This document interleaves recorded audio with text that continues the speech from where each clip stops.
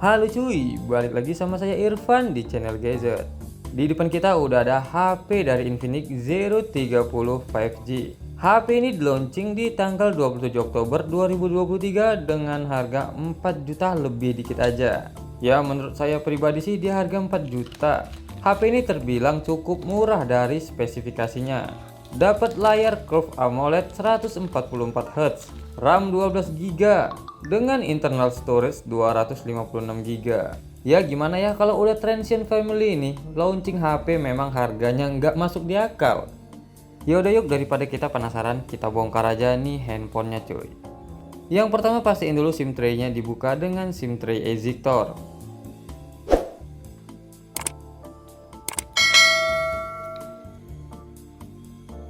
Jadi HP ini menggunakan SIM tray model dual SIM slot. Yang kita tahu model SIM tray ini nggak bisa ditambah SD card. Untuk bahan back cover sendiri terbuat dari plastik. Jadi di sini saya menggunakan hot air atau blower untuk memanaskan back covernya. Jangan lama-lama manasinnya karena bahannya plastik, takutnya ntar malah meleleh. Selanjutnya kita gunakan pit atau pecongkel untuk membuka back covernya cuy. Congkel aja di sekeliling back cover karena biasanya lemnya tuh hanya terletak di pinggiran back covernya aja.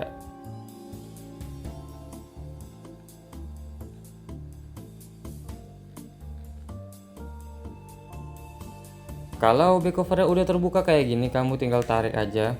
Tapi pastiin dulu nggak ada fleksibel yang menempel pada back cover, takutnya ntar fleksibelnya putus. Untuk bahan back cover sendiri saya bilang cukup padat. Ini terbilang plastik keras ya cuy. Untuk letak komponen NFC-nya ada di dekat modul kameranya cuy. Nah di bagian sini. Yang saya pegang ini namanya Graphite Sheet atau Thermal Fat. Fungsinya ya cooling system dari HP ini. Untuk selanjutnya saya mau bukain dulu baut-bautnya. Tapi saya mau coba dulu deh bukain segelnya biar nggak rusak cuy. Di sini saya panasin pakai blower agar lem dari segelnya ini melunak dan gampang dibuka. Jadi bentuk segelnya tuh ya kayak gini, kayak stiker doang. Next kita bukain dulu baut-bautnya cuy.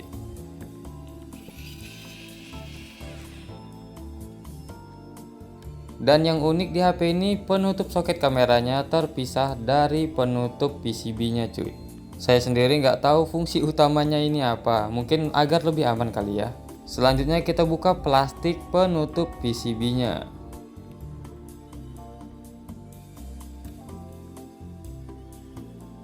Jadi di bagian penutup PCB ini banyak komponen-komponen kayak lampu flash. Terus ada Graphite Sheet yang tadi udah saya jelasin sebagai cooling system di HP ini. Nah yang ini. Dan ada juga beberapa antena penguat sinyal nih yang warna putih ini dia.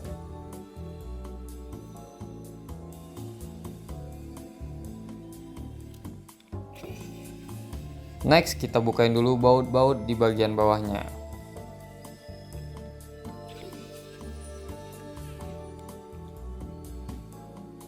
Ini dia plastik atau kaleng penutup subboard. Terbuat dari kaleng, mungkin fungsinya itu agar gampang menyalurkan panas kali ya. Next kita lepasin semua konektor yang nempel pada subboard. Tapi di bagian subboard ini ada satu baut. Oke, kita lepasin dulu. Jadi nih cuy, ini dia penampakan speaker buzzer di bagian bawah. By the way, Zero 30 5G ini udah stereo speaker. Jadi nanti ada buzzer juga di bagian atas yang bakal kita lihat. Untuk suaranya sendiri nih sih saya udah review di video sebelumnya. Saya kurang suka karena suaranya flat banget.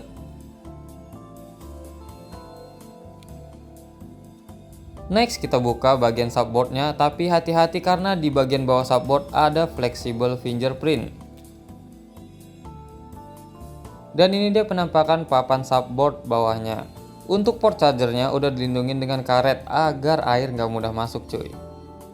Dan ini yang saya tunjuk adalah slot SIM cardnya.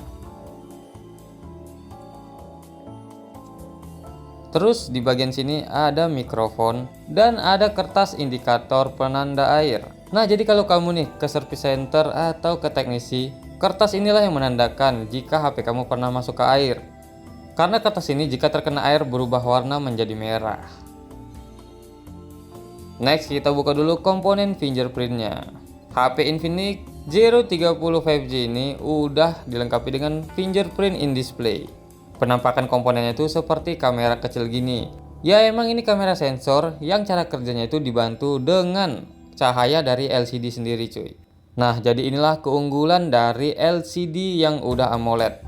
Ketika menampilkan warna hitam, pada LCD AMOLED ini pixel-pixelnya dimatikan jadi lebih menghemat daya. Dan komponen yang saya tunjuk ini namanya motor vibrator. Jadi saat HP kamu bergetar, komponen ini yang menghasilkan getarannya. Dan di bagian bawah framenya ini ya bolong-bolongan kayak lubang speaker, lubang charger, dan lubang mikrofon. Next kita bukain dulu lensa dari kameranya satu persatu cuy. Ini ada lensa kamera makro yang resolusinya 2 megapiksel katanya. Ya menurut saya pribadi sini lensa gimmick doang lah cuy. Untuk ngebuka lensa ultrawide kita angkat dulu mainboardnya cuy, karena konektornya berada di bawah mainboard. Dan first impression saya ngelihat ini kok banyak banget thermal pastanya berserakan cuy. Ya udahlah kita buka dulu aja konektor dari lensa ultrawide di HP ini. Untuk penampakannya sendiri sih ya lumayan besar sih lensa ultrawide-nya. Cuman saya nggak tahu nih HP ini di lensa ultrawide udah dilengkapi dengan fitur OIS atau stabilizer ya. Next kita buka lensa utamanya. Lensa utamanya menurut saya ini cukup besar dan ada fitur OIS stabilizernya nih. Jadi digoyang-goyang gini bisa. Jadi yang uniknya di lensa utama ini kayak ada magnetnya cuy. Untuk resolusi sendiri dia beresolusi 108 megapiksel. Lumayan besar sih. Dan yang bagusnya di bagian belakang lensa kameranya terdapat copper plate atau kuningan kayak gini. Yang fungsinya itu ya cooling system juga di HP ini. Dan ini dia penampakan dari lensa selfie yang resolusinya 50 megapiksel. Tapi kece-nya nih di lensa selfie-nya udah ada OIS stabilizer-nya juga. Untuk ukurannya sendiri sih menurut saya lumayan besar ini HP. Jadi yang untuk resolusi 50 megapiksel di iklannya Infinix ini nggak gimmick doang ya cuy. Dan kemarin udah kita tes buat story IG juga ya kameranya stabil cuy. Next kita buka yuk buzzer bagian atasnya. Tapi saya masih risih sih sama thermal pastanya nih belepotan. Untuk bahan bezelnya sendiri dia pakai plastik atau polikarbonat cuy. Ya udah kita buka aja buzzer atau speaker bagian atasnya. Dan ini dia penampakan komponen buzzer speaker bagian atasnya. Ukurannya sih nggak besar dan nggak kecil juga ya standar lah. Dan untuk suaranya saya kurang suka. Kemarin saya udah review suaranya flat. Next kita review yuk mesin atau PCB-nya. Dan yang saya lepas ini copper plate untuk lensa bagian selfie-nya tadi cuy. Dan di penutup kaleng IC ada graphite sheet atau thermal pad sih namanya, yang hitam-hitam itu cuy. Nah fungsi sendiri ya cooling system juga untuk HP ini. Dan di pojok kanan atasnya ada kertas indikator air lagi. Dan di sini setelah saya mau lihat IC CPU-nya ternyata dihalangi sama kaleng ini cuy. Seharusnya ini bisa dibuka sih dengan cara dicongkel.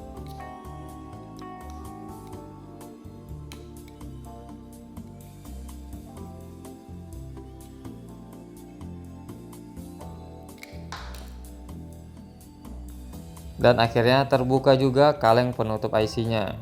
Jadi ini dia penampakan kaleng penutup IC CPU-nya. Di IC CPU dikasih silicone pad juga. Jadi double nih cooling sistemnya. Ada thermal pad, silicone pad juga dikasih. Ya udah kita bersihin dulu deh silicone padnya. Saya mau lihat nih gimana bentuk dari IC CPU-nya.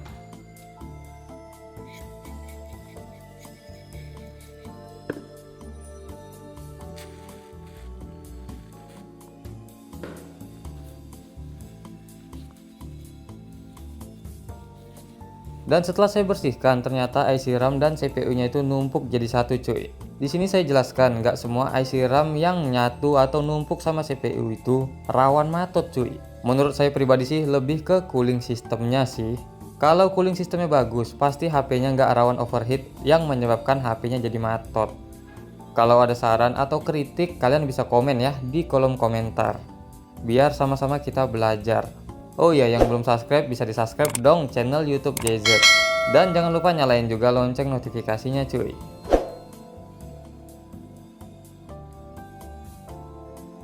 Selanjutnya kita mau buka nih untuk bagian baterainya. Jadi untuk ngebuka baterai di HP ini caranya itu cukup gampang. Kita tinggal tarik stiker atau plastik yang berwarna hijau itu cuy. Ya dibilang gampang ya nggak juga cuy, karena emang susah bukanya.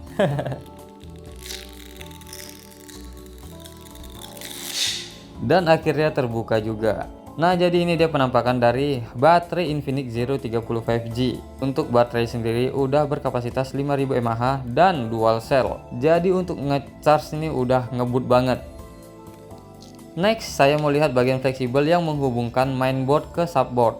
Tapi maaf nih rada burem nih, gak fokus kameranya. Yang uniknya HP ini pakai cooling system lagi di bagian framenya cuy. Nanti aja kita bahas dulu nih fleksibelnya yang kayak gini bentuknya.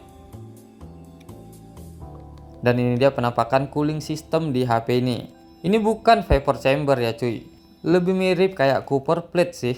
Tapi ajib lah ada cooling system kayak gini. Kalau vapor chamber kan itu di bagian dalamnya ada cairan kayak liquid. Sedangkan ini kayak lempengan kuningan aja gitu. Biar panasnya kesebar. Nextnya ini penampakan LCD atau panel AMOLED yang curve 144 Hz itu. Tapi maaf nggak bisa saya buka karena nyatu sama framenya cuy. Oke mungkin sampai sini aja video kali ini. Yang belum subscribe bisa di subscribe dong. Dan jangan lupa nyalain juga lonceng notifikasinya. Yang udah subscribe dan nonton sampai akhir saya doakan murah rezeki dan sehat selalu. Thank you Sobat Gadget.